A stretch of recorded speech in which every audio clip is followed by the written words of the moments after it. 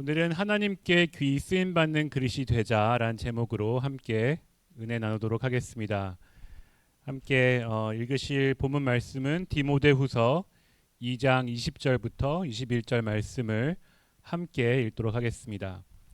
큰 집에는 금 그릇과 은 그릇뿐 아니라 나무 그릇과 질 그릇도 있어 귀하게 쓰는 것도 있고 천하게 쓰는 것도 있나니 그러므로 누구든지 이런 것에서 자기를 깨끗하게 하면 귀히 쓰는 그릇이 되어 거룩하고 주인의 쓰임에 합당하며 모든 선한 일에 준비함이 되리라. 아멘. 오늘도 목요 치유 예배에 오신 여러분들을 예수님의 이름으로 축복합니다. 여러분, 우리는 모두 다 삶 가운데 온전한 치유와 회복을 바라고 있습니다. 그런데 우리는 왜 치유를 받아야 할까요? 우리는 왜 삶의 회복을 받아야 할까요? 그 이유는 우리가 하나님께 온전히 쓰임받기 위함임을 믿습니다. 치유의 목적도 온전히 쓰임받기 위함이고 또 우리의 삶의 목적 또한 하나님께 온전히 쓰임받는 것임을 믿습니다. 여러분, 하나님께 쓰임받고 싶습니까? 예수 그리스도의 복음을 알고 또 하늘의 상급의 그 값어치를 아는 모든 사람들은 이렇게 하나님께 쓰임받고 싶을 것입니다. 하나님, 나는 하나님께 하나도 쓰임받고 싶지 않습니다. 그저 내 뜻대로 살다가 그냥 천국에 가기 원합니다. 이렇게 생각하는 사람은 아마 아무도 없을 것입니다. 정말 예수님의 복음의 은혜를 알고 우리를 기다리고 있는 그 천국의 기업의 영광을 조금이라도 아는 사람들이라면 모두 다 하나님께 이 땅 가운데서 귀하게 쓰임 받다가 때가 되면 영원한 하나님 나라로 가기를 원할 것입니다. 그런데 여러분, 그리스도인들 가운데 하나님께 귀하게 쓰임 받는 사람들이 많을까요? 아니면 그렇지 않은 사람들이 많을까요? 안타깝게도 그렇지 않은 사람들이 훨씬 더 많은 것 같습니다. 왜 그럴까요? 대부분 사람들에게 물어보면 나도 하나님께 쓰임 받고 싶습니다라고 대답을 할 텐데 왜 대다수의 그리스도인들은 하나님께 귀하게 쓰임 받지 못할까요? 제가 생각할 때 이것은 여러 가지 이유가 있겠지만 특별히 하나님께 쓰임 받는 조건을 오해해서 그렇다고 생각합니다. 우리가 생각하는 하나님께 쓰임 받는 조건과 실제로 하나님께서 사용하시는 그 기준이 다르기 때문입니다. 오늘 본문 말씀은 하나님께 쓰임 받는 것을 여러 가지 그릇으로 비유합니다. 큰 집에는 여러 종류의 그릇들이 있습니다. 금 그릇도 있고 은 그릇도 있고 또 나무 그릇과 질 그릇이 있습니다.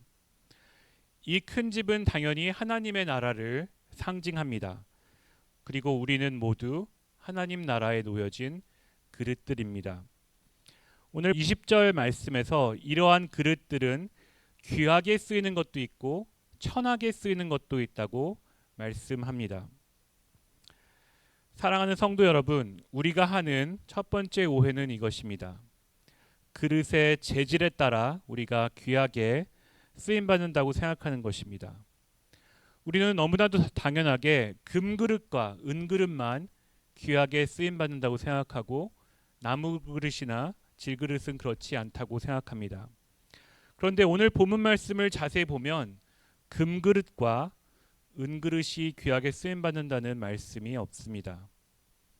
우리는 이것을 오해해서 스스로 우리는 금 같은 사람, 은 같은 사람이 되려고 노력을 하는 것입니다. 여러분, 이 세상에는 정말 금과 같은 사람들이 있습니다. 몇 년 전부터 이런 말이 유행을 하였죠. 어떤 사람은 금수저로 태어났다. 실제로 그런 사람들이 있습니다. 태어나기를 아주 부유한 환경에서 태어난 사람들, 그리고 외모가 아주 잘생기거나 아주 예쁜 외모를 가지고 태어났다든지 아니면 어떤 특정한 분야에 엄청난 재능을 가지고 태어난 사람들, 이런 사람들은 모두 금 그릇들입니다. 그리고 우리의 노력에 따라서 질그릇 같은 사람도 얼마든지 금 그릇이 될 수 있습니다. 열심히 공부하여서 좋은 학위를 따고 열심히 일을 하여서 많은 재물을 쌓을 수 있습니다. 그래서 우리는 이런 것들이 우리를 귀하게 쓰임 받는 조건으로 생각하여 내가 공부를 많이 하면 하나님께 귀하게 쓰임 받겠지. 내가 돈을 많이 벌면, 내가 사회적 지위가 높아지면 하나님께서 나를 귀하게 쓰임 받겠지라고 생각합니다. 이 세상에서는 분명히 금과 은 같은 인생들인데 하나님 나라에서는 수북이 쌓여서 그냥 먼지만 쌓여 있는 쓰임 받지 못하는 사람들이 많이 있습니다. 분명 공부를 많이 하고 돈을 많이 벌고 사회적 지위가 높아지는 것은 다 좋은 것이며 이런 사람들도 다 나름대로 하나님께 쓰임을 받을 것입니다. 하지만 하나님께서 가장 귀하게 사용하시는 기준은 아닌 것입니다. 자, 두 번째로 우리가 오해하는 것은 내가 나의 그릇의 강도를 단단하게 하면 그것이 귀하게 쓰임 받는다고 생각하는 것입니다. 스테인레스 스티어처럼 강철과 같이 튼튼하게 녹슬지 않는 그릇이 되면 하나님께서 나를 사용하겠지라고 생각합니다. 녹슬지 않는 나의 열정, 강철과 같은 나의 의지와 힘과 지혜를 갖출 때 하나님께서 나를 알아보시고 나를 사용하시겠다고 생각하는 것입니다. 실제로 성경은 그릇의 약함과 강함에 대해서 이야기합니다. 하지만 우리가 생각하는 것과 반대로 말씀하는 것을 알 수 있습니다. 베드로전서 3장 7절 말씀을 함께 읽겠습니다. 남편들아, 지식을 따라 너희 아내와 동거하고 그를 더 연약한 그릇이요 또 생명의 은혜를 함께 이어받을 자로 알아 귀히 여기라. 이는 너희 기도가 막히지 아니하게 하려 함이라. 아멘.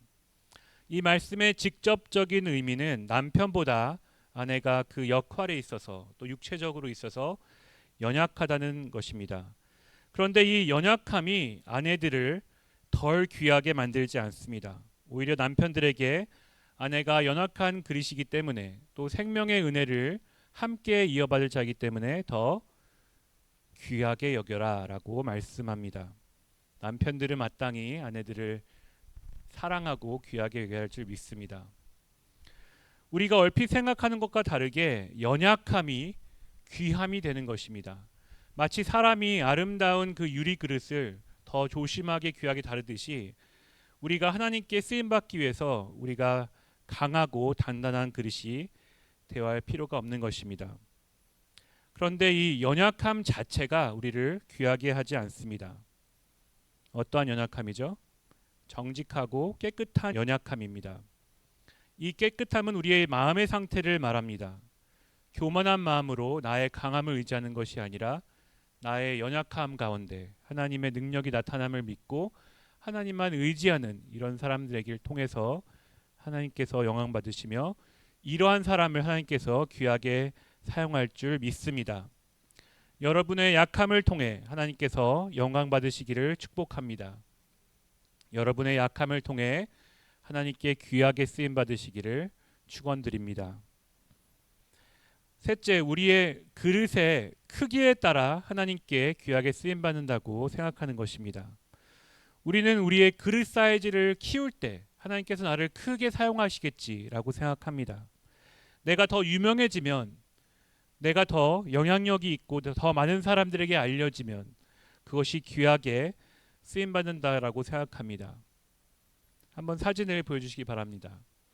여러분, 같은 재질로 만든 이 두 가지 물건이 있습니다. 대하가 우유병보다 훨씬 크기가 크지요. 근데 이 둘 중에 어느 것이 더 귀하게 쓰임 받을까요? 당연히 아기의 우유병이 귀하게 쓰임을 받습니다. 우리가 하나님께 귀하게 쓰임 받는 것은 내가 가진 영향력이나 내가 하고 있는 사역의 크기가 아닌 것입니다. 우리는 내 자신이 큰 그릇이 되어야 된다고 생각할 때 엘리사의 과부의 그 기름 부음의 기적 이야기를 생각하곤 합니다. 선지자의 아내 중 과부된 여인이 있었습니다. 이 여인이 하루는 엘리사를 찾아와 자신의 어려움을 호소합니다.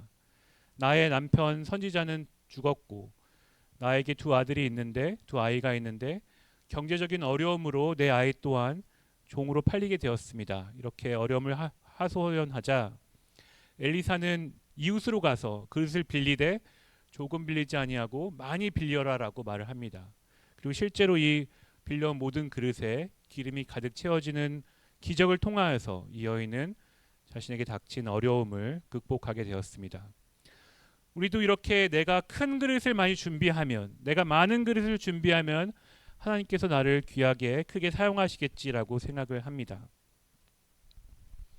여러분, 그릇은 분명 무엇을 담는 용도를 가지고 있습니다. 특히 고체가 아닌 물질들을 담는데 아주 유용합니다. 그런데 우리가 하나님께 귀하게 쓰임 받기 위해서 스스로 큰 그릇이 되도록 노력하지 않아도 되는 이유는 이미 우리 안에 무한하신 하나님의 영이 거하기 때문입니다. 우리의 삶 가운데 무한하신 하나님, 성령님께서 내주하고 계시기 때문인 것입니다.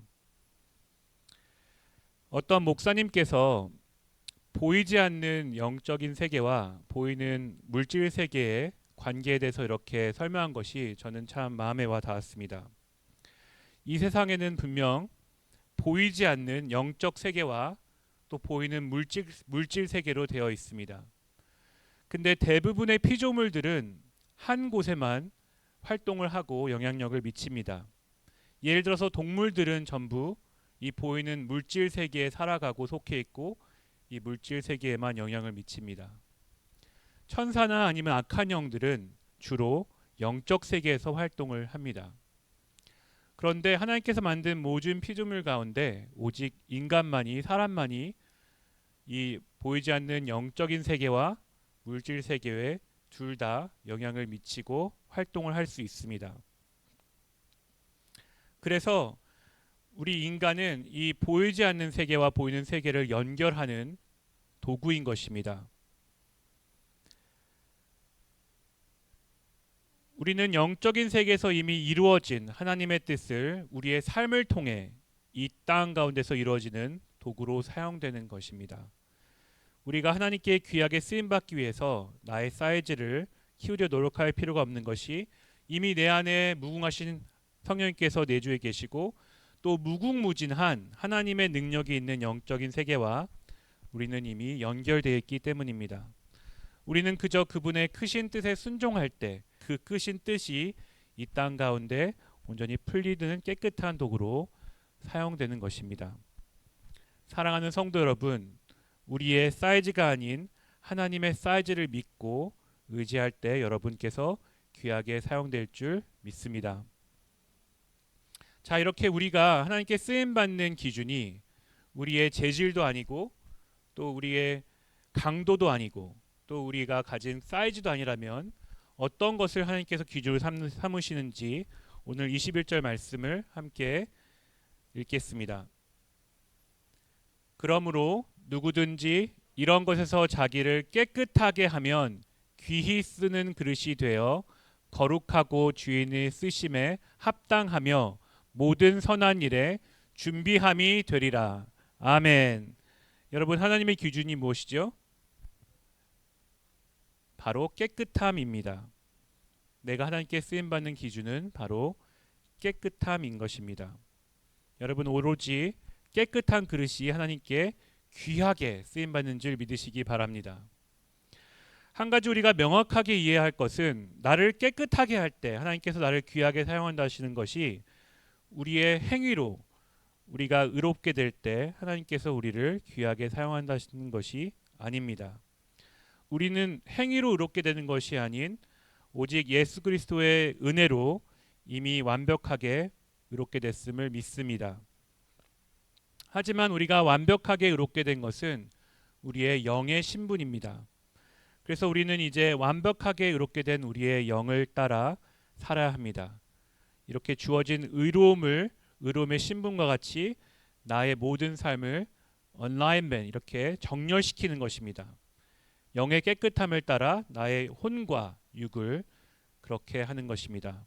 우리가 깨끗해야 할 것은 모든 죄를 의미합니다. 모든 불의한 것, 모든 어두움. 그런데 오늘 본문 말씀이 속한 디모데후서 2장의 배경을 보면 이런 여러 가지 어두움 가운데 특별히 강조하는 것이 있습니다. 21절에 그러므로 누구든지 이런 것에서 자기를 깨끗하게 하면, 여기서 말하는 이런 것이란 14절에 말다툼, 16절에 망령되고 헛된 말, 17절에 악성 종양과 같은 그런 말, 18절에 진리가 아닌 다른 사람의 믿음을 무너뜨리는 말을 의미합니다. 그래서 우리는 모든 죄를 멀리해야 하지만 특별히 어둠에 속한 말을 조심해야 하는 것입니다. 야고보서의 말씀처럼 작은 혀가 불과 같이 많은 것을 태워버리기 때문입니다. 그래서 우리가 하나님께 귀하게 쓰임받기 위하여서 다툼의 말, 헛된 말, 불신의 말, 다른 사람의 믿음을 약하게 하는 말을 삼가야 할 줄 믿습니다. 내가 이미 은혜로 깨끗해졌음을 믿고 나의 삶 가운데 모든 어둠을 떠나가게 하시기를 축복합니다. 주의 이름으로 모든 불의한 것은 나에게 떠나갈지어다. 여러분 스스로 깨끗해 함으로 다시 한번 하나님께 귀하게 쓰임받기를 축복합니다. 분명 우리는 세상의 기준적인 금으로 하나님께 귀하게 쓰임받는 것은 아니지만 성경에도 분명 금과 은으로 하나님께 귀하게 쓰임받는다는 말씀이 등장합니다. 세상의 기준이 아닌 하나님 나라의 금과 은들인 것입니다. 우리는 어떻게 하나님 나라의 금이 될 수 있을까요? 디모데전서 4장 말씀을 한번 보겠습니다. 여기서 말씀하고 있는 것은 우리가 연단을 받을 때 정금과 같이 나오게 된다는 것입니다. 그런데 많은 사람들이 성경적 연단에 대해서 오해를 하고 있습니다. 성경적인 연단은 훈련을 뜻합니다. 그런데 우리가 정금과 같이 나온다는 이 연단은 우리에게 주어진 고난을 인내하는 연단이 아닙니다. 나에게 찾아온 고난, 어려움을 묵묵히 인내하는 그런 훈련이 아니고 성경에서 말씀하는 연단이란 짧게 말씀드리면 경건을 훈련하는 것입니다. 오늘 디모데전서의 말씀과 같이 망령되고 허탄한 신화를 버리고 경건에 이르도록 내 자신을 훈련하라. 원어에선 훈련하라라고 말씀하고 있습니다. 우리가 이렇게 연단을 받을 때 다니엘 말씀처럼 정결하게 되어서 금과 같이 나오게 되는 것입니다. 오직 이렇게 경건의 훈련을 받아 금과 같이 깨끗하게 된 사람만이 하나님께 귀하게 쓰임받을 수 있습니다. 결국 오늘의 본문과 같은 의미를 가지고 있는 것입니다. 나 자신을 깨끗하게 하는 자가 곧 하나님 나라의 진정한 금인 줄 믿으시기 바랍니다. 여러분 또 한 가지, 하나님께서는 여러분 모두를 귀하게 사용하시기 원하십니다. 하나님 나라는 선착순으로 사용되는 것이 아닙니다. 어떤 정해진 한량대로 쓰임받는 것이 아닙니다. 민수기를 보면 다양한 그릇들이 등장을 합니다. 그릇에 소고기를 담는 그릇이 있고 또 곡식을 담는 그릇이 있고 여러 가지 용도의 그릇이 있습니다. 그런데 그 중에서 특별하게 성소에서 귀하게 사용될 향을 담고 있는 금그릇이 등장을 합니다. 그런데 민수기 7장을 보면 이 금그릇에 대한 말씀이 몇 번 등장을 하냐면 14절, 20절, 26절, 32절, 38절, 44절, 50절, 56절, 62절, 68절, 74절, 80절에 모두 한 글자도 안 틀리고 또 13개의 무게의 금그릇 하나라 그것에는 향을 채웠고란 말씀이 무려 12번이나 등장을 합니다. 어떤 그릇보다 많이 반복되어서 등장을 하는 것입니다. 하나님의 놀라운 축복을 받은 솔로몬 왕 시대에는 그 솔로몬 왕이 쓰는 그릇이 다 금이요, 그의 별장인 레바논의 나무궁에서 쓰는 그릇들도 다 정금이라고 그렇게 말씀합니다. 솔로몬이 쓰는 기물 중에 은으로 된 것이 하나도 없다고 합니다. 솔로몬 시대에는 은이 하도 흔해서 귀하게 여기지 아니었다고 그렇게 기록되어 있습니다. 하나님의 축복을 받은 사람이 다스리는 나라도 이렇게 모두 금 그릇으로만 사용받았습니다. 하물며 하나님께서 통치하시는 하나님 나라는 어떻겠습니까? 하나님 나라는 부유한 나라요. 우리 모두 귀한 금 그릇으로 사용하기 기뻐하심을 믿으시기를 바랍니다. 그래서 우리는 모두 하나님께 택하심을 받은 하나님의 그릇들입니다. 사도행전 9장을 보면 사도 바울에 대하여 하나님께서 그는 내 이름을 이방인과 임금들과 이스라엘 자손들에게 전하기 위하여 택한 나의 그릇이라 이렇게 말씀하셨습니다. 그런데 여러분, 사도 바울만이 아니고 우리 모두 택하심을 받은 하나님의 그릇인 줄 믿으시기 바랍니다. 너희는 택하신 족속이요 왕 같은 제사장들이요 거룩한 나라요 소유가 된 백성이니 우리 모두 다 이런 거룩한 부르심을 받은 자들인 것입니다. 비록 우리가 받은 부르심의 종류가 다 다를지라도 이것에는 높고 낮음이 없습니다.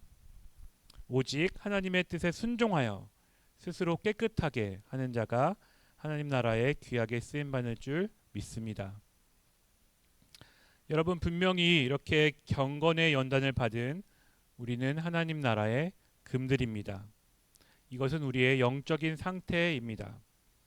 우리가 이렇게 예배 가운데 은혜가 충만할 때 우리가 금인 것을, 하나님 나라의 금인 것을 기뻐하지만 예배가 끝나고 삶의 자로 돌아갔을 때 우리는 종종 질그릇과 같은 그런 현실을 마주하게 됩니다.